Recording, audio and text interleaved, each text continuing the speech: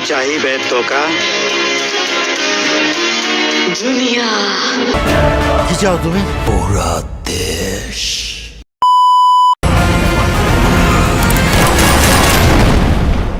আর এর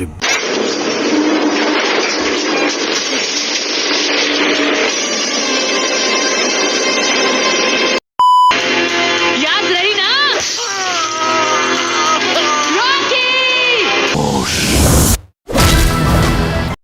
এবারের ঈদুল আজহায় মুক্তি পেতে যাচ্ছে রায়হান রাফি পরিচালিত শাকিব খানের ক্যারিয়ারের সবচেয়ে বেশি হাই ভোল্টেজ মুভি, সবচেয়ে বেশি হাইপ ক্রিয়েট করা মুভি তুফান। আর এই তুফানকে ঘিরে শুরু থেকেই সোশ্যাল মিডিয়াতে চলছে সাইক্লোন, চলছে পাবলিকের নানা রকম আলোচনা সমালোচনা। সংখ্যালঘিষ্ঠ মানুষই এই মুভিকে বাহবা দিচ্ছে, আর কিছু মানুষ তো বলতেছে এই মুভি অ্যানিমেলের কপি, কেজিএফ এর কপি, শালালের কপি, পুষ্পার কপি ইত্যাদি ইত্যাদি। সালারও কেজিএফ সিনেমা থেকে অ্যাকশন কপি করেছে পরিচালক রায়হান রাফি। তো এই কফির বিষয়টা নিয়ে কিছু কথা বলবো।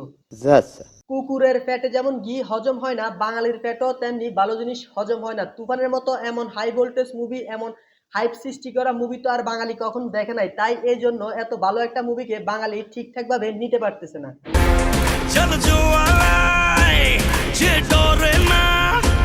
যারা বাজে এই মুভিকে কফি মুভি করে চিল্লাচিল্লি করতেছে, ডিপজল ভাই তাদের সম্পর্কে কিছু বলেন।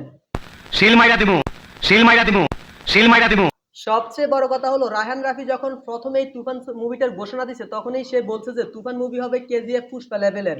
আমরা বানাতে কেজিএফ তো চেষ্টা নেবো কেজিএফ মতো আমরা এমন ছবি বানাচ্ছি যে এই ছবি দেখলে বলা হবে না এটা বাংলা ছবি।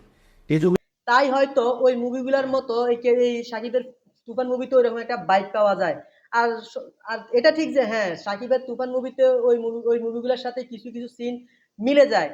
তাই বলে আপনারা পাবলিক যারা আছেন ওই মুভিকে কপি বলতে পারেন না, কারণ কিছু সিন মিললেই যে একটা মুভি কপি হয়ে যায় এরকমটা না। আপনারা অবশ্যই ট্রেলার দেখে বুঝেই ফেলছেন যে তুফান মুভির গল্পটা পুরোপুরি ইউনিক, যার সাথে কেজিএফ বলেন, এনিমেল বলেন, আর কি পুষ্পা, শালার এসব কোনো কিছুরই মিল নেই।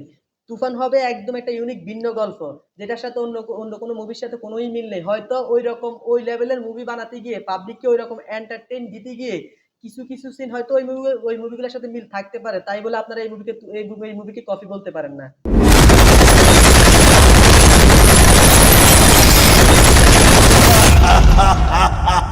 আর আপনারা এত সুন্দর একটা জিনিসকে অ্যাপ্রিশিয়েট না করে, এত ভালো একটা কাজকে থ্যাঙ্কস না দিয়ে আপনারা কি করতেছেন, কপি কপি করে চিল্লাইতেছেন।